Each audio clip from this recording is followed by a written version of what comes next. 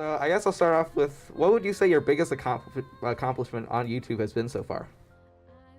Oh my I goodness. mean, it'd be really easy to say this. First Nights at Freddy's. First Nights at Freddy's was probably the biggest uh, endeavor, right? Yeah. We had the Yeah. biggest plans and we actually accomplished them, but they were stacked kind of against us.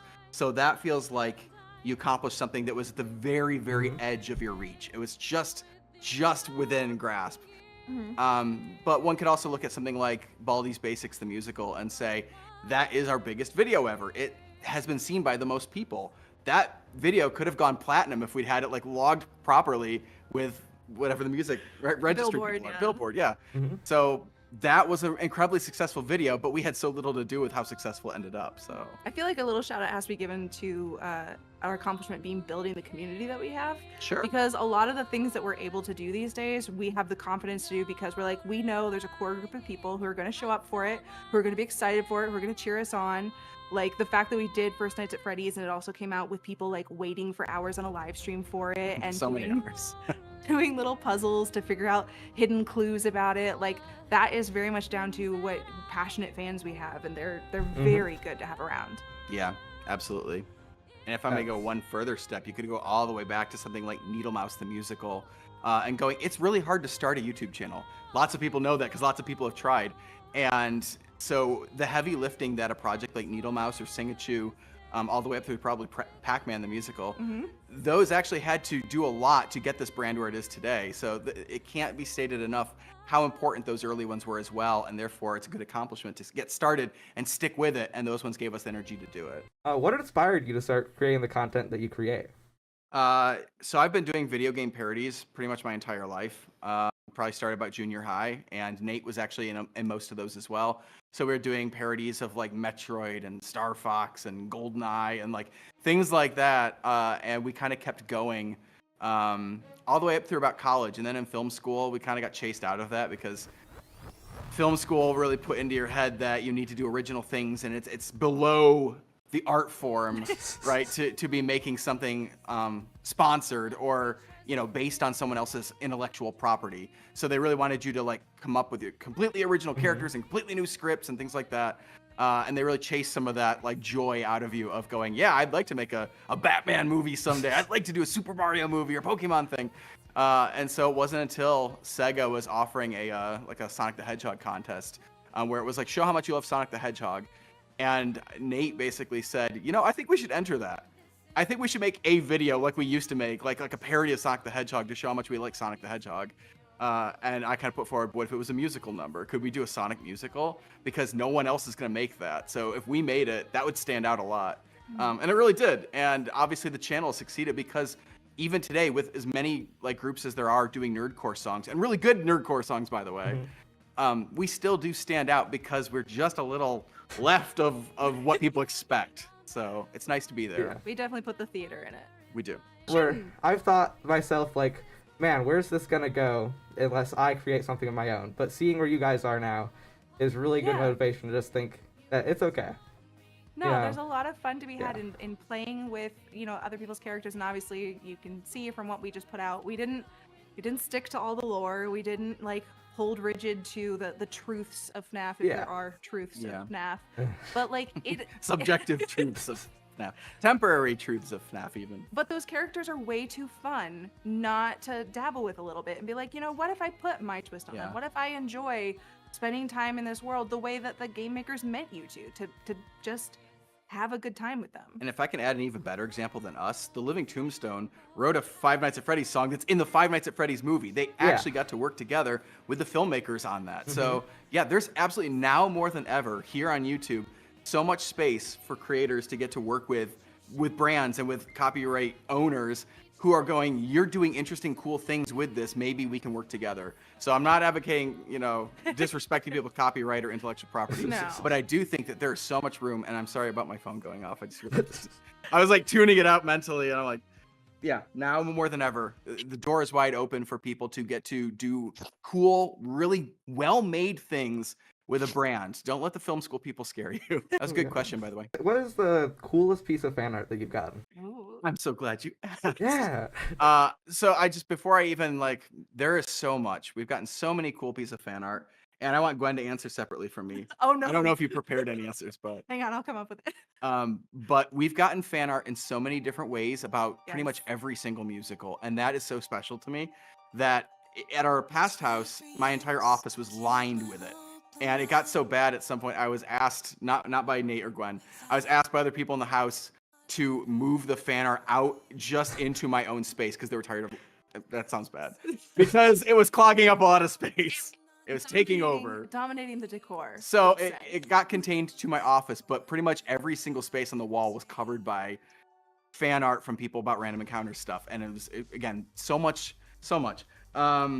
At this point, if we're talking about Five Nights at Freddy's, I am wearing a piece of fan art, actually. This was originally designed, I want to say, as fan art. Yes. And this is by our friend Mason, who I think we got a chance to meet at a convention. We did. And say face to face, your work is amazing. I have seen it coming up on our social media and stuff. Awesome. It's so good. And we actually asked, maybe not that day, but eventually, could we use it in the First Nights at Freddy's movie when we're ready to make that? And Mason said yes. And so that pizza box design, I believe, is the same or similar that you'll see in a certain car scene where there's a box with the logo. Yeah. So yeah. That is one of my favorite things, and it is now on merch as well, which is cool. But Gwen, do you want to, or do you want me to just give some examples of other stuff? Go ahead and give some examples. Sure. Okay, so in addition to dolls that we've received and little crocheted figurines and metal work and keychains and we've gotten ceramic projects. It's crazy. People have sent all sorts of amazing creative things. Definitely. But I took some of the fan art that is still in a moving box because I haven't put it up in the new office yet. But I've hung on to it. And so we've gotten things like this in the past. Ooh, where wow. This is super, Golden Freddy from Night 3, but they threw it in with Bat Foxy. I love Bat Foxy. Yeah, and these I believe are from other YouTube videos. They've done the same sorts of things. I don't know how well they're showing, but this is one that's really cute. It's actually part of a series of them of Mark getting hugged by the animatronics from the original. Sorry if these aren't showing at all. No, This is good. an interesting one. Somebody based this one off of Peter and I actually looking at the chat when the first supercut came out, and how we just said, I can't read it. It's moving too fast. I don't know what everyone's saying. I'm so sorry. But it was really funny just going, wow. Didn't expect that many people to show up for this. And then you've got tons and tons of these Mark singing with the puppets or making friends with Bonnie. This is a movie poster someone made that's really cool. I feel like I should have been crediting these, and I'm afraid in some of them I don't have the. I was gonna say That some one's of these are Whisper from so long Scenes. ago. Yeah, years back. So yeah, I'd have to scrutinize and see how many of them, if any of them, had a. Yeah. The thing to narrowing it down to favorites is we receive so many cool things. It almost feels like a disservice to go down to one. And there's such a variety, like you're saying, crafted projects, animations done online to our songs, which are so phenomenal. Yeah. I think honestly the most standout one for me is for our 10th year birthday. We had a fan who sent in one of those art pieces where each square is a different image kind of thing, but they did it with our thumbnails, and it was a happy birthday mosaic.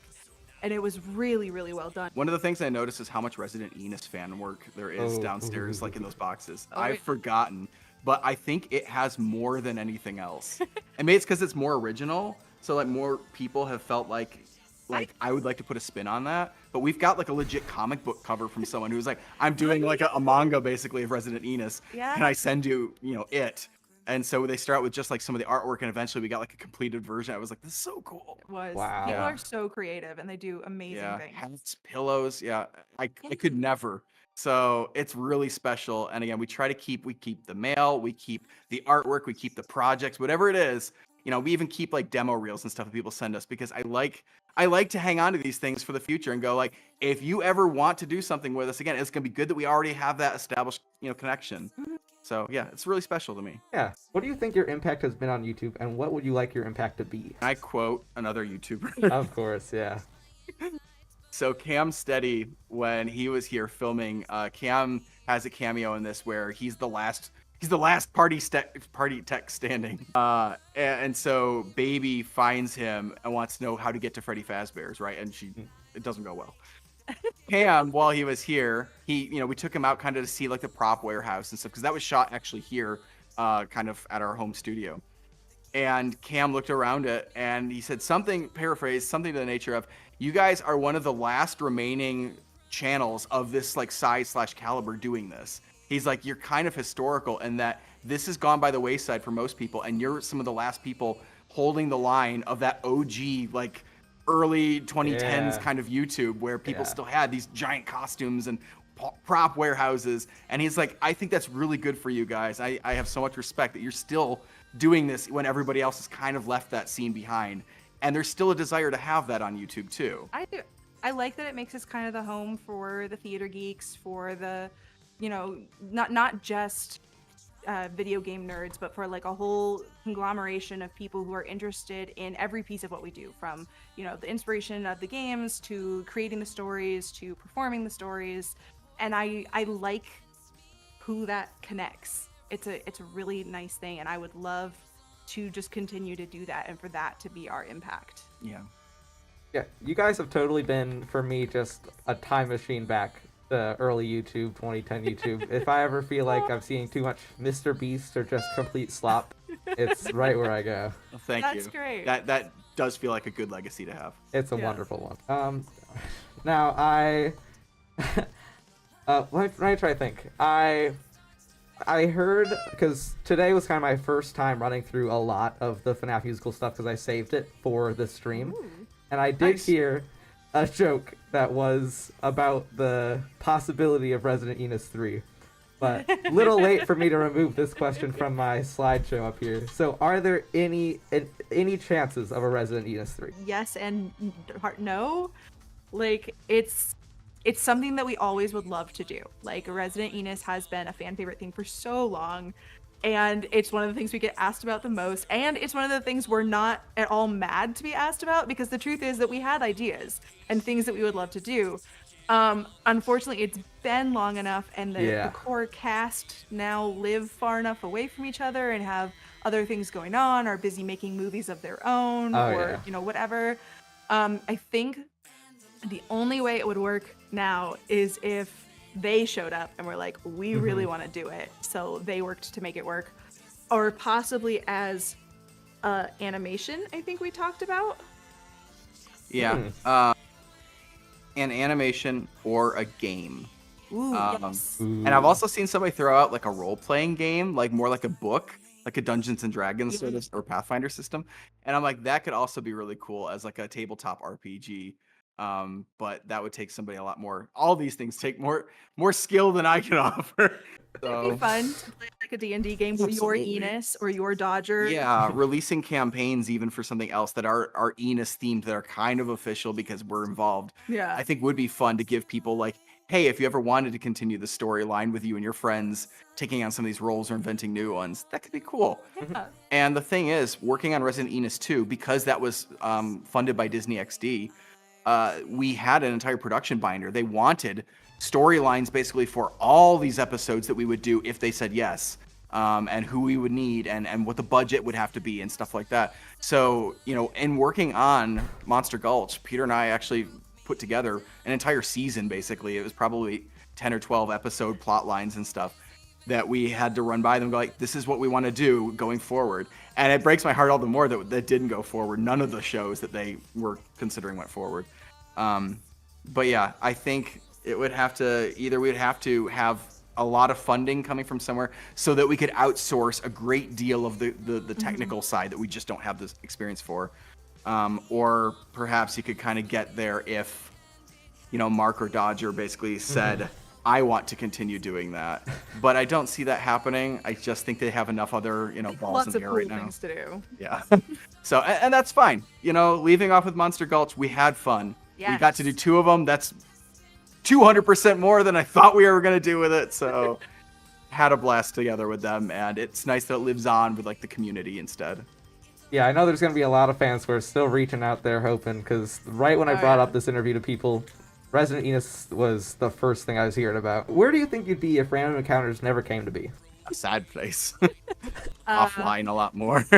I wouldn't know the word skibbity probably. Oh So god. it's not- that's probably a thing. Would that be a sad play?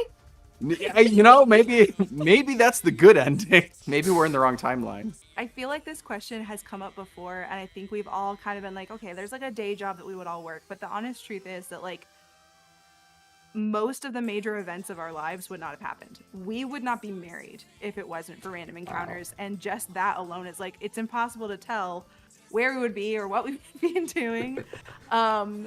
And I do think a sad place is actually the correct answer. We have gotten so incredibly much out of random encounters and been blessed beyond belief. I don't know anybody else that has a job as cool as ours or gets to wake up and be like, let me make something that other people are just going to be excited about me making. Like, Yeah, I'm just thinking about, again, this isn't supposed to be like a tooting my horn thing. The millions of people who have been affected by random encounters, and then going, can you imagine removing millions of people from your circle, your existence? And I can't. That's like evaporating all the water out of my body. It feels like I don't know what a shriveled raisin person.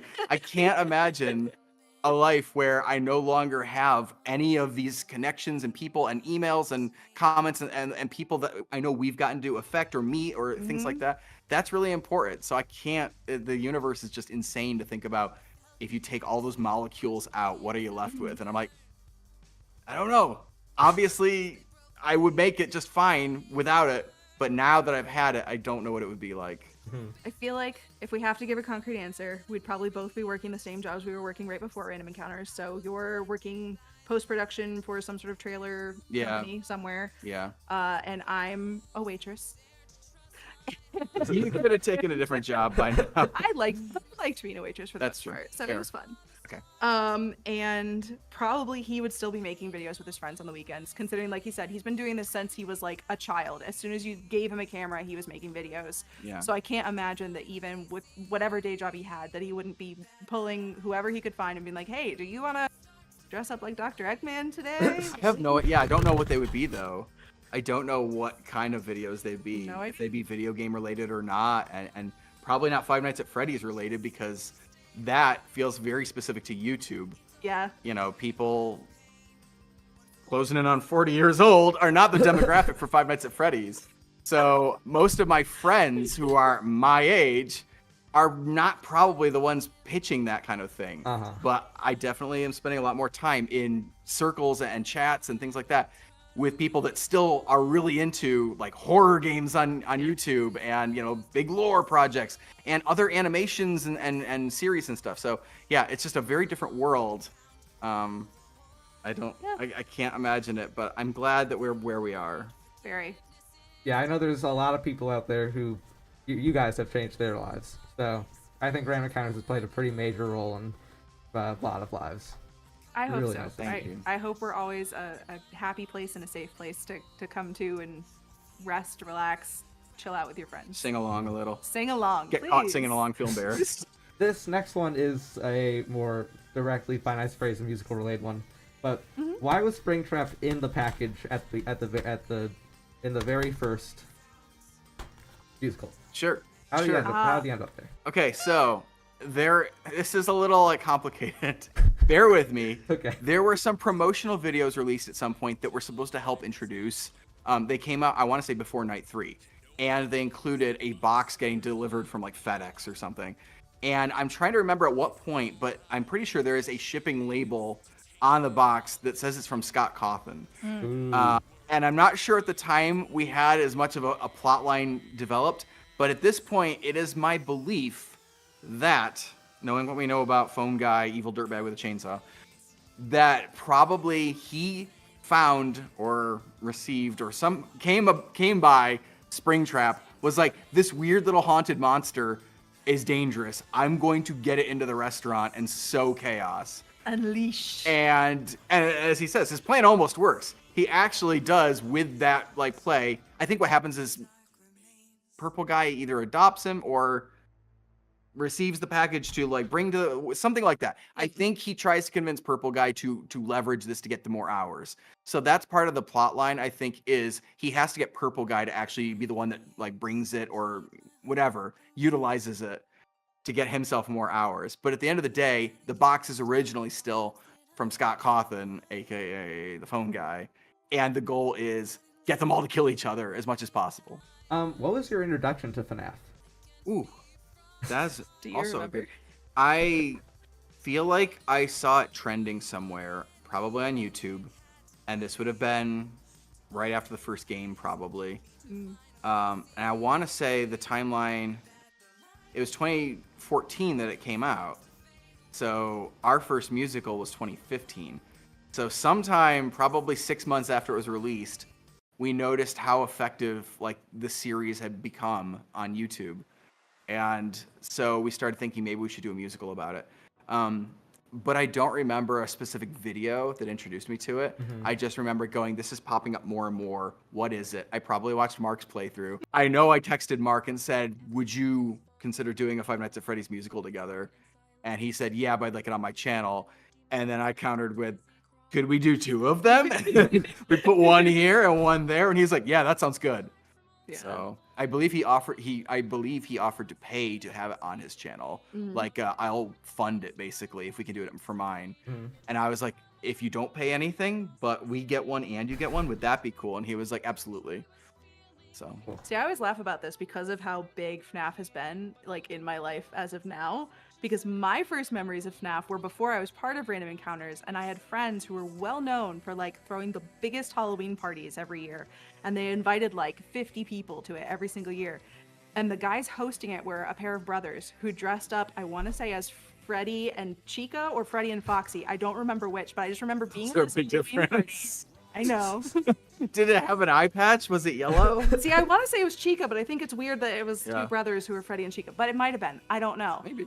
But being at this Halloween party, and they were like haunting it basically in these giant cardboard versions of the characters, and I had no idea who they were. I had no idea what was going on. But that memory was so like it stuck. And then to come back later and be like, oh, well, I just spent 2 years of my life filming with Freddy and Chica and everybody They look else. a little different. Little Little. vibe though. The same like, yeah. we put this together and filmed in our garage kind of vibe. Okay, sure. That's the nice thing about Five Nights at Freddy's is like the animatronics are themselves, at least originally, are supposed to be kind of beaten up, not that nice. So anyone sort of can, create their own version of it. They did a good job. Yeah. Yeah. I'm gonna move over to a different screen, and Pogos is gonna give you a few more questions. And Sure. Okay. that should be good. Sounds good. Hey there. Hi, Pogos. Hello. How you doing? I am doing pretty good, pretty good. I'm gonna start off by saying 2 things. One, Okay. I am kind of semi-sick, so I apologize if I sound terrible. And 2, I just want to thank y'all, because like this is very big for me, for Etro. This is like very important. This is gonna be a core memory for me for like the rest of my Oh. life. You're so sweet. No, thank you for having us. Yeah. And we hope you get better soon. So my Okay. first question is going to be, how did the stars align for you to get Markiplier, MatPat, and Nate Wants to Battle to appear in the FNAF musical? With great difficulty, with a blood sacrifice. It took some work, and it mostly was the scheduling, actually, because by that point, I believe we'd worked with all of them in other contexts. And, getting to know each of them had their own path again. It was a little bit complicated, but over time, we had met them at different things or gotten them, to collaborate with us on stuff. And so by that point, we had, email addresses, phone numbers, whatever, to reach people and go, hey, this is what we're doing. Would it sound cool to do something in it too? And that's basically the hard part, was then getting them all to be like, I can be free from all of my responsibilities for an entire evening way out at the edge of Los Angeles. Because driving through LA by itself can be like a 2 or 3 hour, adventure. So I think for Matt Path that night, I want to say that was like probably 5 hours in a car or something that he spent to get to set. I don't think he'd eaten, and he was just like going through like entire anime or audiobook stuff like in the car, listening to it on his way. It felt terrible, but Yeah, I feel like we can definitely say it was a magical moment of getting Bit to line up, but I think we also have to shout out that despite these guys being 3 of like the biggest gamer people online at that time, they were also 3 of the nicest and most generous. they were excited to hang out. Like, let's just be real. I think when they found out that they could go do this together, Yeah. the stock went way up, because some of them had already gotten to like cross paths. Probably all of them had crossed paths at some point, but not in a way that was like, would you like to come chainsaw through a wall? And like the moment you start, like, there's gonna be puppets. It's Five Nights at Freddy's. There's gonna be a musical number. There's gonna be a wall. You're gonna cut through it. It's like it's very exciting for everybody to be like, this is unusual. And that, by the way, is one of the keys I found to working with big YouTubers is you have to offer them something that they actually want. Money is nice, but none of them need it. They all have plenty. So what do you offer someone who already has pretty much all the money in the world? And that's where you have to go like, well, what's a weird thing that they don't have time to do or they've never bothered to do or something like that? And with somebody like Mark, that's the story behind the monkey chess video of going like, would you like to play chess with a monkey? Because even though Mark could probably afford to buy his own monkey, he hasn't done it yet. And having someone who spent the time to train a monkey to come play chess against him is now like oh yeah, I kind of do want to do that actually. That's the sort of thing I think you have to be able to offer to bigger YouTubers and go, what's an experience that you probably don't have time in your schedule to do? But if someone did the details and just set it up, would you find that kind of a cool experience? And those three getting to do a Five Nights at Freddy's musical scene together, I think was one of those opportunities. Yeah, that was obviously probably very cool for you guys, and I guarantee the one thing you'd have to offer Matt Pat specifically, a case of Diet Coke. I mean, it's probably as simple as that. There was Diet Coke there. Oh yeah, we Yeah. always make sure there's Diet There Coke was. for Matt. Okay, so my next question is why did you guys choose to do Super Freddy instead of a proper Golden Freddy character? Because we're random encounters and we disrespect the lore so much. Oh, okay. No, that's go Valid. for it. No, but yeah, I mean, there's not a good reason. It was just a funny way of like referencing Golden Freddy while also doing something that was just corny and dumb. But it gives you a real like, it's the random encounter side of Five Nights at Freddy's. I think you get Freddy trying to be brave and he fails at it so hard, and you can't help but just kind of laugh. Like, ooh, that wasn't even a good attempt. Like Nate Wants to Battle even says it. You got to be kidding me. I do like thinking that he's the kind of little guy that just has a superhero costume, hidden in his back pocket to be like, one day I get to use this. Now's the time. Just such an occasion. Don't worry. Are there any plans for a FNAF musical spin-off or sequel of any kind? You mean from the end of the series instead of going back like we just I did? mean, whatever. I mean, I would take like anything. some random like Nate Wants to Battle and Markiplier are working at the pizza making the ketchup raisin pizza. Yeah, they'll reenact our Pizza Tower the musical, but we'll just put FNAF over all Oh, the no, same. yeah, Yeah, right, that'd be perfect. Dub over the name, so it's not like Pizza Head, it's like Freddy. Yeah. I don't think there's currently any real plans.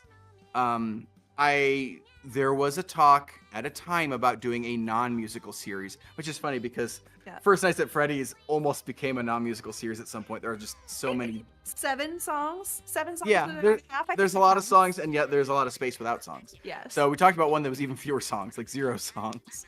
And we didn't do it, and I don't even think we got to a scripting stage, but it was something we dabbled with. It wouldn't have been connected, though, to the others. And I think that's the honest truth, is most of what we've really talked about were never connected. It was always looking for ways to retire the puppets, I think. Because those puppets are like been through probably the trenches. Of course, Springtrap. We really put him through the ringer. In fairness, I think all of that slush was food grade. So I'm pretty So let's go through strong- what's the menu? What's on the menu Okay. inside Mr. Candy? Well, it started out with water, and then we added Water's healthy. Dr. Pepper to it. And Springlocks tend to fail when they get Dr. Pepper on them. then we put in flour, but flour made it the wrong color. So then we Get it added chunkier. hot chocolate mix. Yep. And I Did you say feel soy sauce? soy sauce. That Yeah. was who I was missing something. Yeah, we had definitely some soy sauce because he Yeah. smelled like Oh, he smelled fantastic. like a restaurant. This next question I have is kind of like branched away from FNAF. Is like the only one. But what was the production for the infamous Bendy musical like? Oh. That was a pain in the butt. Stop motion is very difficult. You have to be extremely careful and extremely patient, and I am neither. So Yeah. there's a lot of knocking something over and going like, oh shoot, and starting over again from the beginning of the shot. I believe the story goes that the very first day of doing the stop motion, AJ stopped everyone and suggested, couldn't I just put on a costume and dance in front of green screen? The Bendy and the Ink musical took like 4 months. I don't remember how we put out any musicals. I think we kind of stopped for a couple months. I believe a Similar month was to skipped. versus Freddy's. I want to say, I don't remember. It was a lot of work and it just took forever. But we were very proud of it when we came out. So it. Yeah. I think that's the random encounters way. You always bite off a little bit more than you can chew, and it's always worth it somehow at the end. Yeah. It's good to feel pleased with the end product if you put that much work into it. Yes. So thankfully, that's so far always the case. Jimmy just spit all over the floor. I did not actually see it. I was really excited about Wallace and Gromit. If there is a third bendy musical on Random Encounters, it will probably have a new animation style from the other two, which I think is really cool. Are there Okay. any characters / concepts that almost made it into any of the FNAF projects? And were there any alternate versions of the story we almost got? Yeah, so famously, and this might be jumping the gun, but Mark, we didn't know it was going to come back for night 4 for sure. Yeah. So at the end of night 3, we knew we wanted to tease that they were going to go get somebody to help them. And I wanted it to be Mark, but we couldn't guarantee it would be Mark. And because we weren't even able to get Mark to confirm for probably 6 months, there exists a version of the script, I've looked it up since, where they were going to go recruit Phone Guy instead. And can you imagine how different that is, that they bring Phone Guy to the... And then it turns out he wants to kill them all or something. And I don't think we had a draft of night 5 yet. So at that point, we could still change it and be like, all right, in night 5, some other monster shows up and wants to kill. Balloon Boy comes back from the dead and kill. I don't know. So there could have been a completely different, ending to that and it was literally the last time I committed to reaching out to Mark about night 4 was when he actually responded, yeah, sure, love to do it. And I had prepped everything to go in this Phone Guy direction and was like, hold the Phone Guy. We're going back over here. Mark is coming back. Change of plans. Wow. So that was very last second. Definitely a whole alternate timeline there. Yeah. What about First Nights at Freddy's? I don't actually remember there being anything major. You do. Well, I was going to say, we emailed Matt Pat about filming. Oh, okay. I So don't think we've talked about there's that. one thing. It's less like a change of story or a character that didn't end up included or something, but we ended up with a gap because of how we edited, where we were like, oh, we really could use another scene here. And we reached out to Matt to be like, hey, would you be open to us coming and filming one more scene? And we wanted to do something around how he gets his hands back, so to speak. Yeah. Um, Which we sort of touch on in the movie. yeah, but we already had that scene planned and we knew that was going to be a thing. But we had kind of an in-between idea, and actually several different ideas for that. One that was more serious, one that was more of a joke. But we kind of sat down and we were looking at it and being like, I don't actually think we need that in that spot as much as what ended up replacing it, which was Baby going after another lab tech and learning how to get to Freddy's through the computer system. Yeah, which it's weird because that is a story detail that I think matters. Yes. And that's why we stuck with that. We're like, that, as much as people want to see another Matt Pat scene, I'm sure, we said it is more important to use this opportunity to show Baby getting basically directions. Like, how am I going to find these guys? And that became more important. And so we called off Matt responded back and was like, yeah, sure, we can set this up. Love to, let me know. And we were like, actually, I might be the only person in history to say, Matt, we don't want you to come film again. You're good. We felt so bad. He was so ready and helpful. And we really did. We're I think we are the only people in history to be like, thank you so much for, he literally was like, you can come out and you can film here. Yeah. And we were like, no, thank you. And it was so weird because it's another time, perhaps it would be great. But we had already turned the corner and been like, this is actually the story direction. We should really take this. And I've seen people actually talk about that. The question of shouldn't we have seen Phone Guy again? He just kind of disappears. And our internal conversation was, no, I think Phone Guy works better as a mystery. I don't really want to see what he's up to, what he's microwaving for dinner tonight, where he's scratching his butt in the shower. It's we don't need to know everything about this guy. The fact that he escapes with his life from Freddy Fazbear's, and then he shows up very late in the entire movie to be he's already back on the horse planning his next bunch of murders. I'm like, this is, I think, what we want out of him. Yeah. Is to not really know how he does it, just know that he always comes back. Yeah. No, we enjoy that.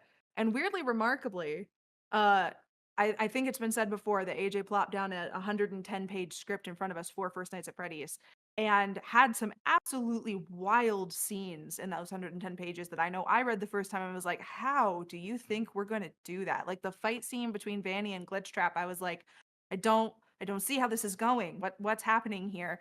But I don't believe there was any scene that we cut for any other reason than, oh, it's redundant. It has too many jokes. There was no like, oh, that's too hard to do. I think somehow we managed to do a version of every single thing that got put in that script. The only scene I can come up with off the top of my head that was actually cut from First Nights at Freddy's was one that I don't think should have been in there to begin with. There was a section after, I'm sorry if I'm referencing things people haven't seen before. If you haven't seen it, go watch it. In First Nights at Freddy's, after Lizzie first meets Bonnie, there is a draft. I don't think it was the original draft, but there's a draft where then we follow up with Bonnie talking to the other animatronics about Lizzie. And that included a bunch of long-winded, like, we let Orville do all the Mr. Hippo, like, kind of stuff of, like, just talking and talking and talking, and, like, everybody just wants him to shut up. And we got to the end of it, and I looked at that scene and was like, A, it's not really necessary. B, it's not that funny. And C, we just want to get to the next song, really. So I was like, Mr. Hippo was kind of working against us at that point. I'm like, just shut up. We want to see more of the movie, and you are not giving us anything important. So, yeah, didn't make it. We didn't film that. Something I kind of hope you could shed some light on that you talked about at the premiere is there was a moment in time when you were going to try to find a way to use Ennard as a character. Yes. Maybe give some insight into that. Yeah, I know that people like Ennard as like a scary extra bad guy kind of in the FNAF universe. And I thought he would be a really cool, I don't know if it's a he or a they or it. I'm not sure how it characterizes itself. Ennard would be an Ennard's interesting addition. Ennard's an amalgamation of like all the fun times. It's just like all the spirits. So them. Them, okay. Yeah. They, them does sound most appropriate. For Ennard, yeah. Yeah. So Ennard would have been a really cool addition. We looked into what kind of again costuming, which at some point was like how many like different like coils of tubes and wiring and stuff could you like either put on a costume that somebody's wearing or like build like a kind of a puppet out of it that like you can get to do like creepy movements and stuff. And the mix of how much production problem that was going to be, as well as story-wise explaining why Ennard was going to be part of this, became a clear, like, we're just cutting that. This is not a character we need to have in this. I think, honestly, looking back, the hindsight is it would have felt forced. It would have been like, we're shoving in an extra name, people will know. But are we using it correctly? Does it need to be here? Does it have relevance? And I'm sure we would have done some legwork. But the truth is you have to order these things far enough in advance and build them, you know, weeks ahead. So we didn't have a script yet. And it was like we're starting to decide, do we want to buy the thing so we have the option to write an Ennard scene or not? And ultimately we were like, this is just going to weigh the whole project down more than taking what we already have that we know is working and just polish that. I do want to say that that was also on the tail of integrating Vanny into our story, where I think we were a little bit on a high of like, ooh, like we got Vanny in and she works really well. Like, who else can we click in and make it work? But the truth was that I think Vanny was our limit. I think that was the point where it was like, no, it's as complicated as it can get. Yeah. Let's do this story and not make it more. And you talked a little bit about like, you know, having a scene with like Orville and then being like Mr. Hippo. So I actually had a question for Vera, which is kind of like perfect. Why only Pigpatch and Orville instead of the other mediocre melodies? I mean, I think it's weird we even included those two. Dinner meeting, and I remember it was right when we were deciding to do Ground Zero. Yeah. Which was the first time diving back into FNAF, and we were like, wait, we swore off FNAF. We weren't supposed to do this, but we were like, you know, we have an opening in our schedule. We have an idea for a song. It would be really cute. We ended up loving Ground Zero so much, but we were like, let's make it worth people's while and let's add some new puppets in. But, you know, the guy that makes our puppets, Mikey Ledoux, only has so much time, and we were like, let's narrow it down for him. And we picked, I think, what were the cross-section of the most interesting two with the easiest for him to make, I think is really what was Mikey there? Mikey was not there, but I remember we were like drafting an email to him trying to like figure out how to explain things to him. I was trying to remember whether we'd asked Mikey's opinion about them. I think we did get feedback from him at some point, because I'm not being sure. Like, here's the options. What do you think? So I think, the consensus was Pigpatch and Orville are fun, different looking, you know, creatures than the others. And so they would be a lot of cool, you know, scene making to do. Yeah. How did Nate gain control over BB, or like how did they become remote controlled? What happened between the prequels and the originals? Well, I think this is actually one of the requirements we had. I had a whole list, a whole spreadsheet of here are the requirements for First Nights at Freddy's that have to solve a problem to get to the supercut with Markiplier and Nate Wants to Battle. One of those problems was when we started either Web of Lies or I think honestly all the way back to Ground Zero. Yeah. We did not have an antenna on Balloon Boy anymore. And that was like, oh, he's supposed to have an antenna. How do we explain that?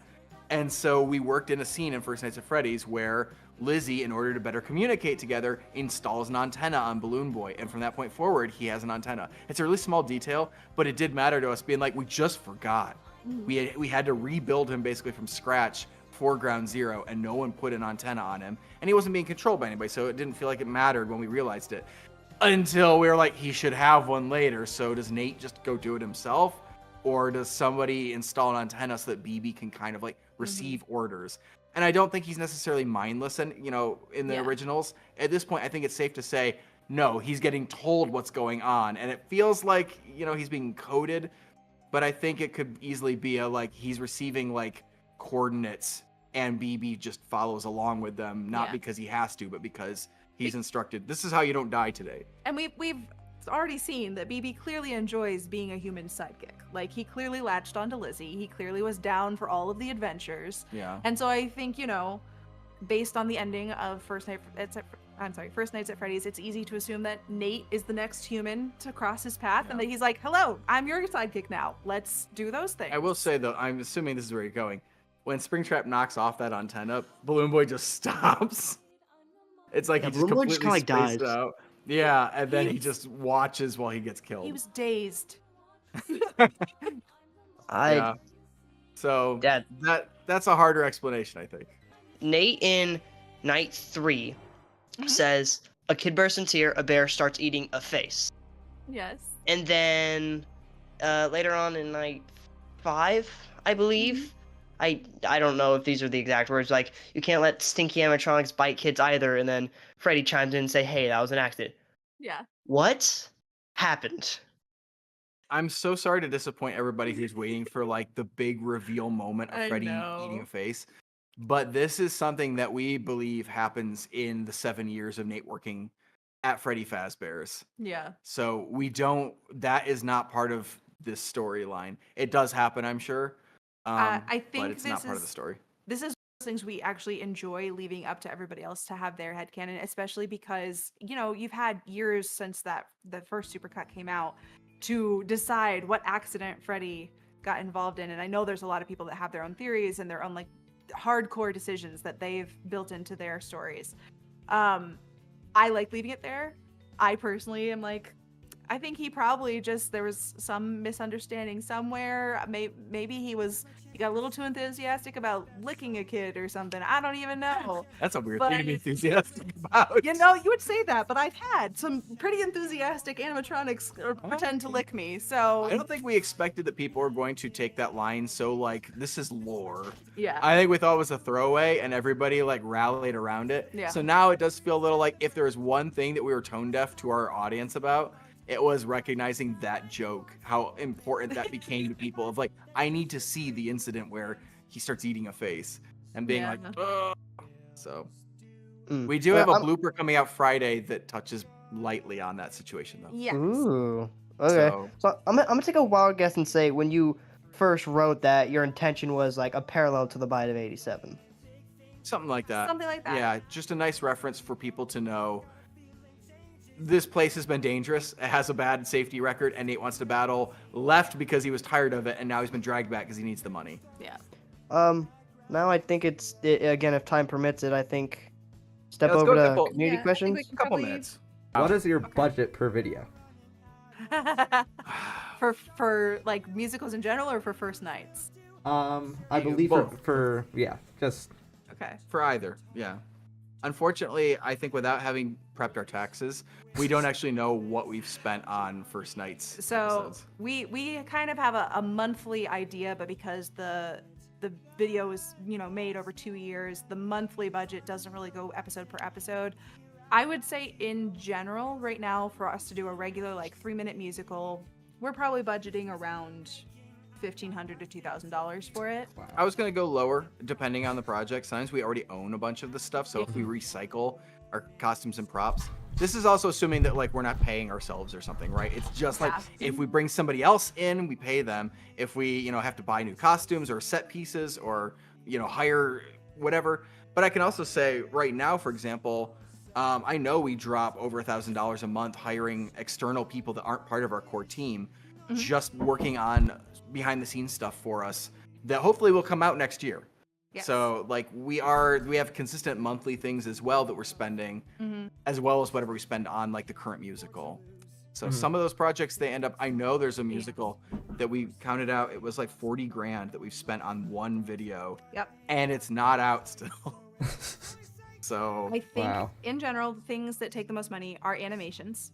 Mhm. And then the next thing is anything that has larger casts and a lot of sets to build.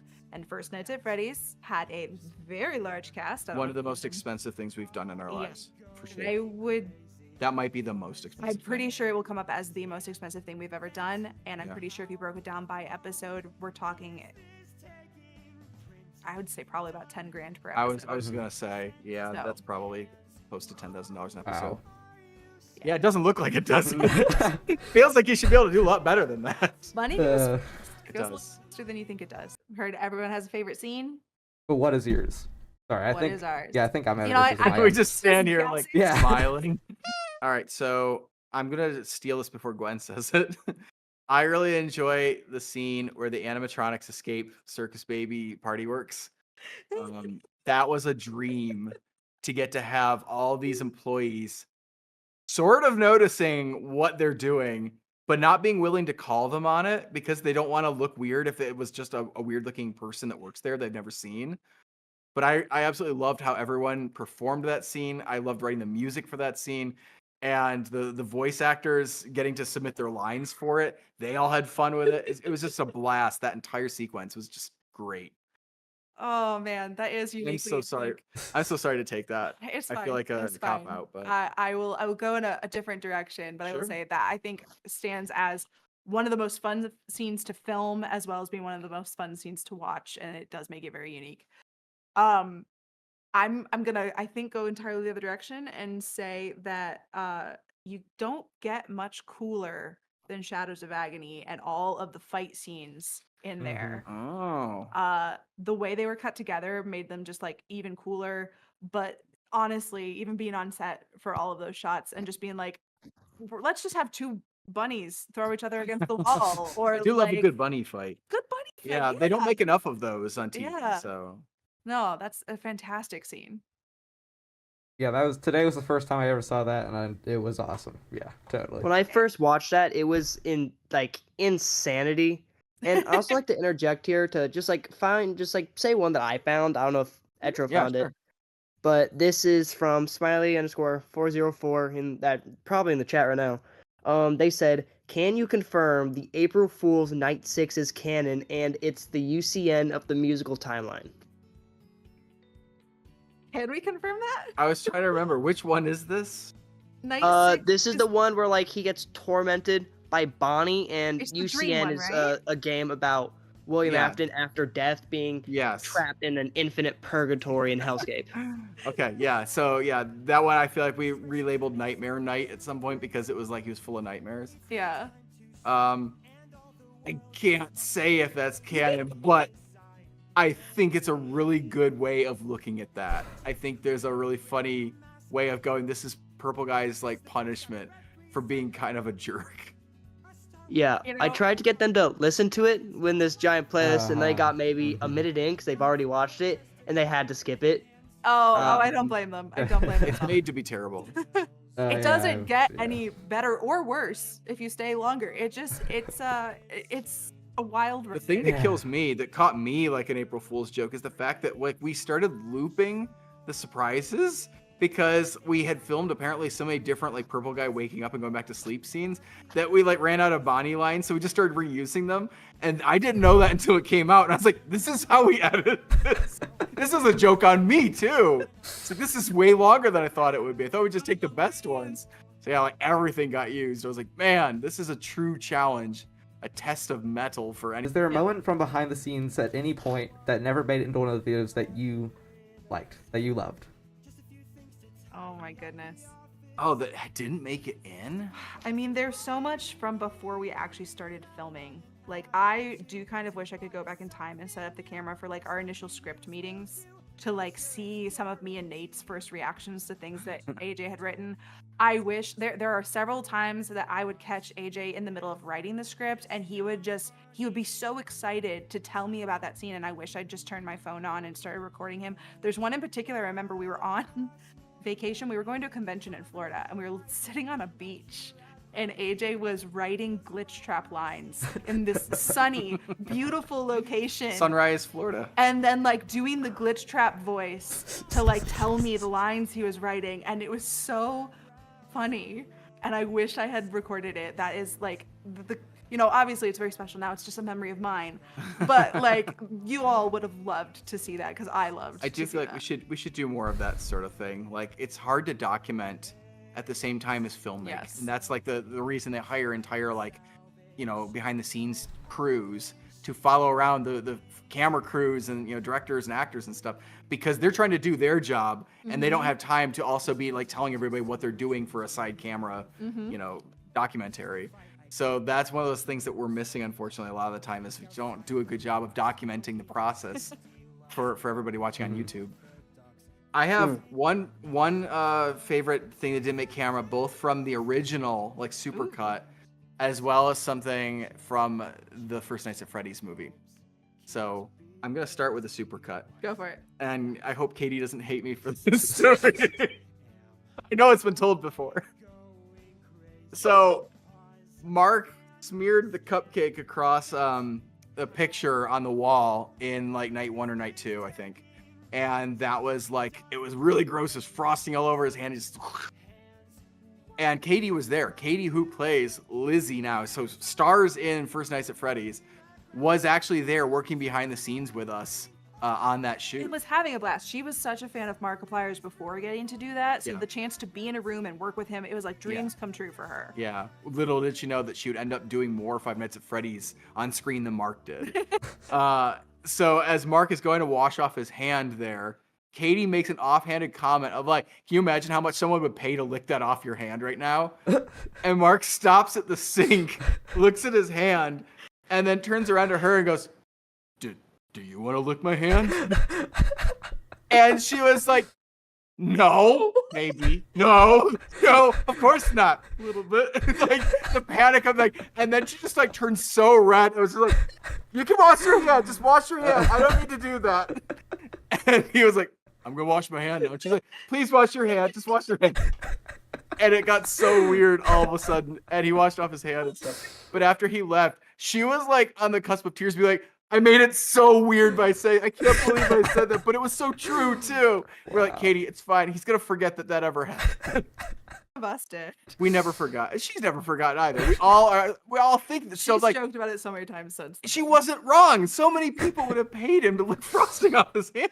If I'm being completely honest, I would spend millions. Me too. Right? Me too. Like, that's the reason. Is like, as soon as he said, do you want to? There was that weird, like, other people want to, so should I do it so I can say I've done it? But then being like, I don't need to lick your hand. That's weird.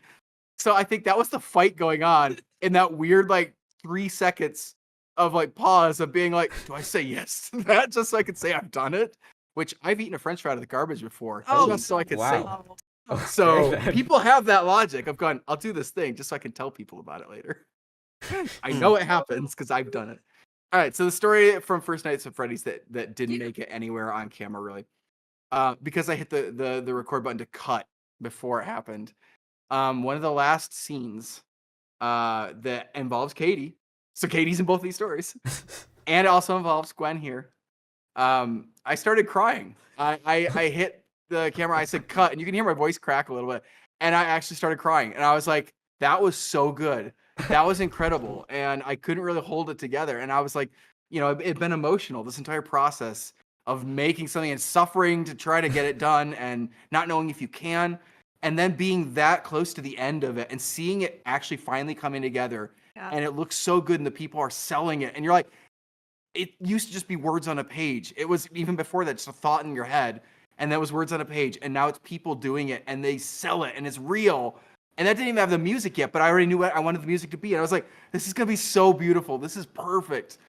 So yeah, I cried, and I had to like get over it for a second. Like, I am so sorry. That was kind of unprofessional, but wow, that was really good.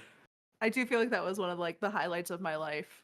I was Like, realizing Getting me to like, cry, Well, like filming the it scene. was like it's one of the Yeah. last shots that we filmed in that location. It was right after a big stunt. It was like a bunch of things Yeah. all coming together and finally having worked, and the dominoes finally falling for once in the right way for us.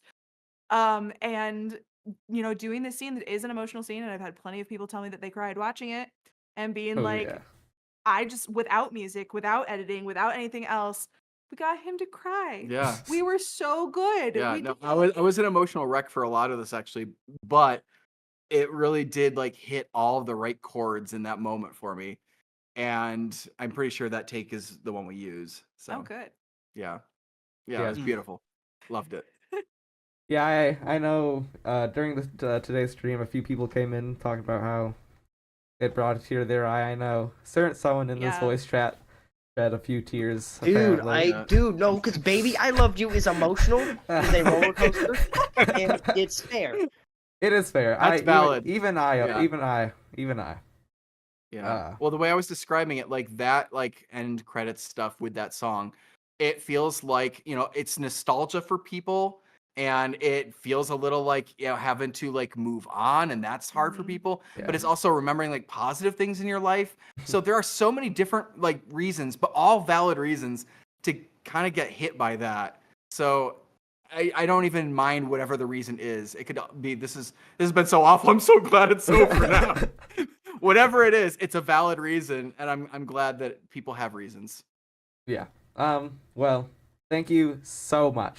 From the bottom of my Sure. heart, thank you so much for coming on. This is life changing. Yeah, I literally. don't think you guys realize I can't believe this is gonna change the channel forward probably tenfold. Just having this credit under our belt, and even just being able to say we interviewed random encounters. It is. I would love if you guys were able to interview more people that are bigger than us. That'd be awesome. So maybe we could be a stepping stone. You can get Oh, definitely. Yeah. Mark to definitely. come talk about this Oh sometime. my Absolutely. god. Oh, Yeah, this was so awesome. Hours Thank you of guys last so much. night. Hours of last night. I can imagine it.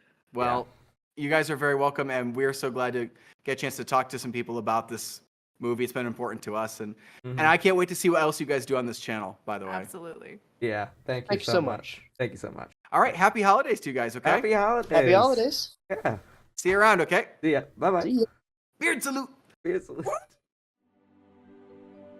Thank you so much for watching, but before we close this off, we have some final things we'd like to touch on. Before the stream, we gave AJ and Gwen a few questions to prepare, but we forgot to ask one.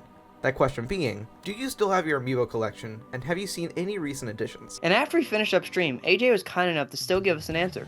Yes, the amigo. I said amigo. Hey, first fumble out of your 27. And after we finished up stream, AJ was kind enough to still give us an answer. Yes, the amiibo collection is still growing, and Splatoon 3 Splatfest figures last month. Smash Bros. Sora a bit before that. Also, be sure to check out the RE Awards, which we will have linked in the description, so make sure you go and vote. Lastly, please check out Lexus and Enus, as they also did their own interview with Random Encounters just the other day. Link in the description. Thank you so much, AJ and Gwen. Hopefully we can do this in the future one more time. Who would you like us to interview next? Let us know in the comments.